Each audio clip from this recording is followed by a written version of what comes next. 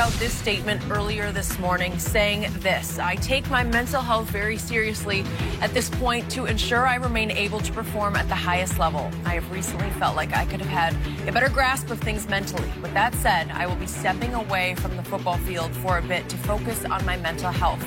I would like to thank Coach Belichick, Mr. Kraft, as well as countless others within the Patriots organization for continued support. I want to thank my fans for their support, as well as I continue down the path of getting back to 100%. We're joined once again by Eric Dickerson. So, Eric, we talked about this a bit right when it came out, but what is your reaction hearing this news? Well, I'll say this much here. Playing for the Patriots with an owner like Robert Kraft, a guy who, to me, is, I think, one of the best owners in the National Football League.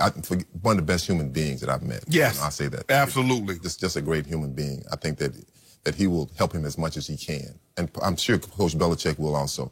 You know, when I go back and I think about myself as a former player, probably you too, but you're much younger than me. You know, mental health and was not, you know, we didn't talk about it. No. I mean, football players, you know, you man up. You know, you suck it up, put some tape on it, drink some water, and keep rolling. I mean, that's what it was. And guys had mental health issues. Absolutely. And some of it comes with the drugs. I mean, that's part of it. I mean, you know, we would sometimes laugh about, man, you can't get off that stuff, you know, because and you talk to players about that. You know, I'll even say my cousin Dexter Manley, you know, from the Washington Redskins. You know, I will never forget. He came to town and I asked him, and I said, Dexter, I said, why drugs? I mean, what was the issue? And he broke it down to me. He said, Eric, he said, tell me something that you love, that you just love, like you just feel like you can't live without. I say sweets. They say, okay, sweets.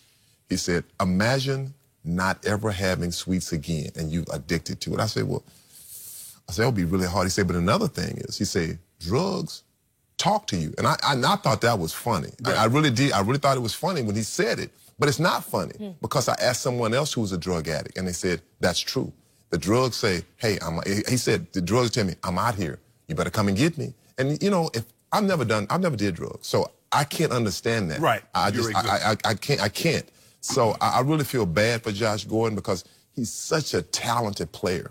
But you know what? The most important thing is him trying to get help because if not, he will lose his life behind this. And I think that's the sad part of this story. But I think I said the great thing is, and not great, but the good thing is he has a guy like a Robert Kraft that I really will believe that will support him and help him as much as he can.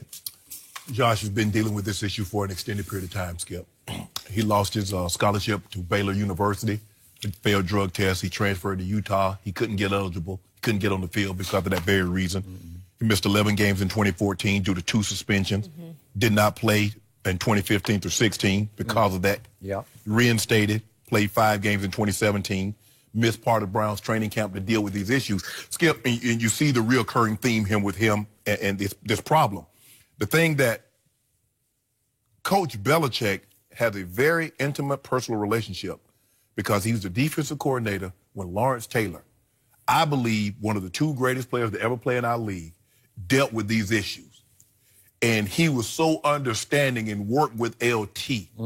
I believe, and as you mentioned, Mr. Kraft is as good a human being. And when you say one of the best owners in the NFL, he's one of the greatest owners in all of sports. He's one of the best human beings I've ever been around. He's not a good man, Skip. He's a great man. I believe whatever they can do, even outside of the NFL, they will help it. But at the end of the day, and I agree with what Dexter and them tell you, Skip, because you and I, Skip, put it like this. This is what you and I can relate to, Skip. What if somebody told us we couldn't work out anymore? Ever again? I'd be good with it. You would be. That's what they're telling him about this product.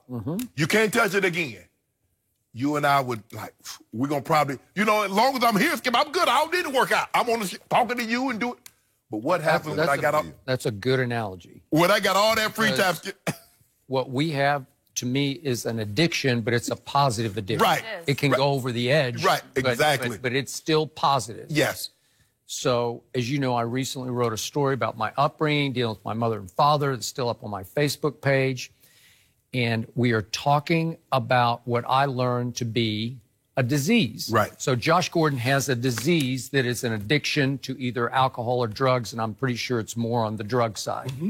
So my mother finally decided she was happier living without alcohol, to your point, but it took a long time. And it took a hard rehab, and it took Alcoholics Anonymous and going to weekly meetings the rest of her life to stay sober. My father tried twice to go to rehab, and he just wasn't happy without drinking alcohol. So he drank himself to death at age 49. So people shout right now, I'm sure they're shouting at their TVs, how can Josh Gordon give this up? This is the National Football League, and for a while he was on a Hall of Fame arc. Yeah. Am I right? He had that kind of ability. He had that kind of ability. And you say, how can he give it up? Because he can't help it. And he's deciding, just like Dexter, I'm not as happy when I'm not using whatever he's using.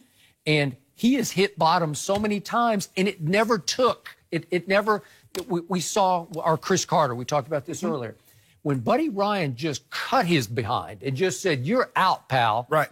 He hit bottom psychologically, and he said, oh, my God, I'm going to lose everything. Right. I'm going to lose my paycheck. I'm going to lose the glory of playing in the National Football League. I got to figure this one out. And he did. And to this day, God bless him, I'm knocking on wood for him, he stayed sober, clean and sober. Absolutely. And he's taught a lot of kids and helped a lot of kids how to do just the same. But it's hard. It never gets easier. It doesn't get easier. No. It's always there. It's always the desire to use is still there, but you have to learn how to cope, because you have to learn what makes you happiest.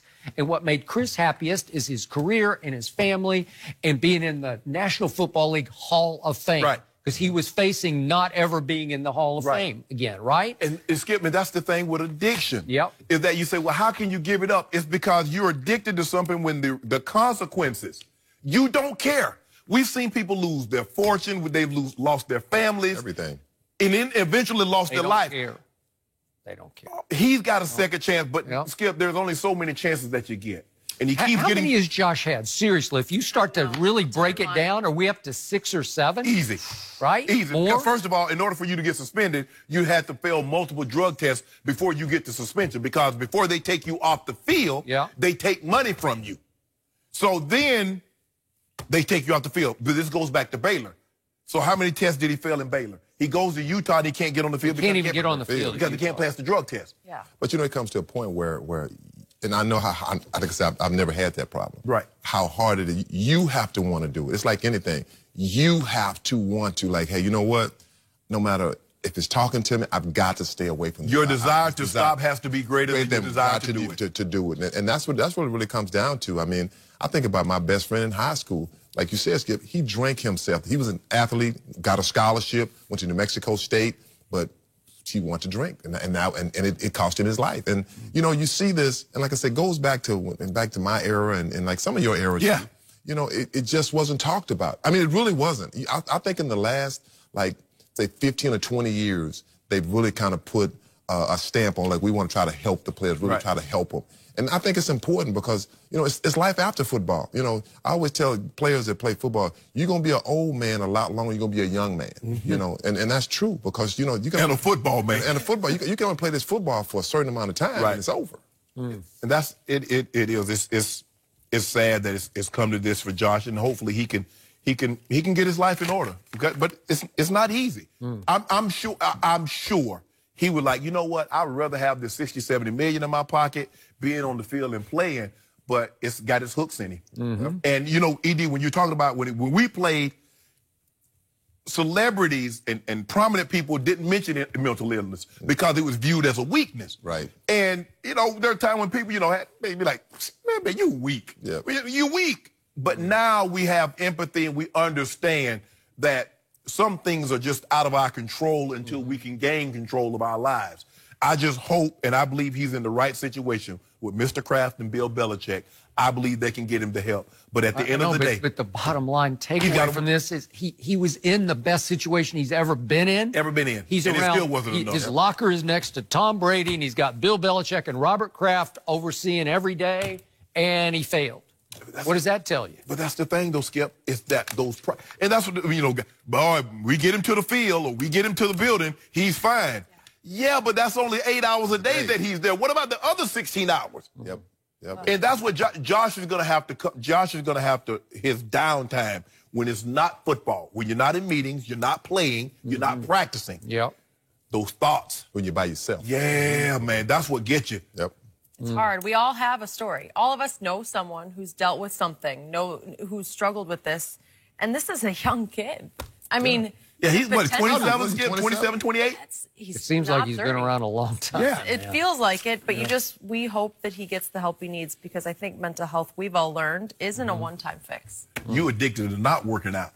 Look, I don't need to work out. Yeah. You know what? No, I need to work out. I've been lazy. I've just been lazy. I can't work out I like gotta that. give it to him. He still looks good for not working out. I haven't worked out in 2 months. I'm working out after the first of the year. That's my. Oh, that's what they all I've say. never made one of those. I've I've never made one of those. I'm waiting for the first. You ought to see it when I first got to the league in the early days. I was like, man, look at you. I mean.